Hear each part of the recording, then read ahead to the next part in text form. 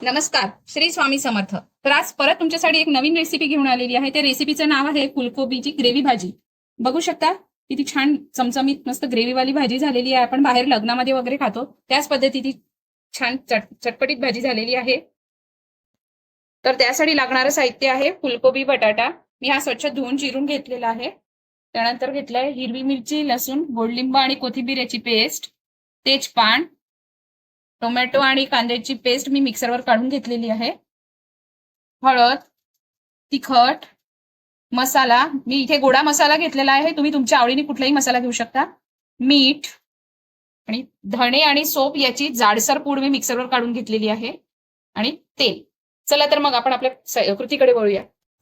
आता इथे तेल तापायला ठेवलंय. आपण ह्यामध्ये आता हा चिरलेला कोबी आणि बटाटा परतून घेऊया. मोठ्या आचवर छान परतवून घेऊ.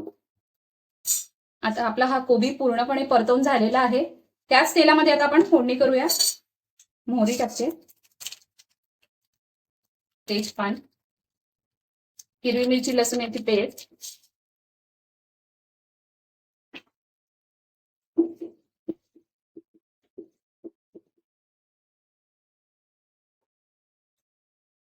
कांदा टोमॅटो याची पेस्ट ही छान परतवून घेऊ आपण.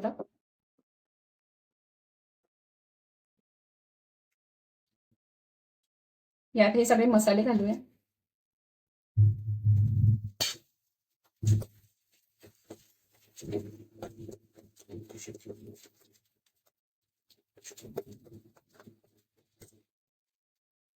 धणे आणि सोप याची पूड घालूया.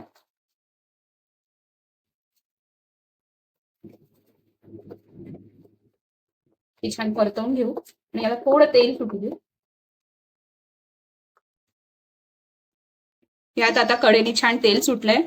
आता आपण हा परतवून घेतलेला फुलकोबी यात घालूया आणि एकदा छान मिक्स करून घेऊ.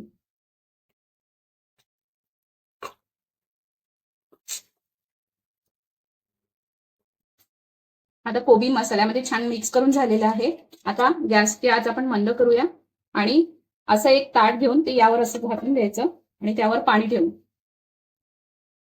भरपूर पाणी घालून ठेवू. भाजीत मी पाणी घातलं नाही कारण की ह्या प्लेटवरच पाणी आपण थोड्या थोड्या वेळाने त्यात घालून त्याची ग्रेव्ही तयार करून घेऊया. आपली फुलकोबीची गरमागरम ग्रेव्ही भाजी तयार आहे. तुम्ही ही भाजी घरी या पद्धतीने नक्कीच ट्राय करून बघा.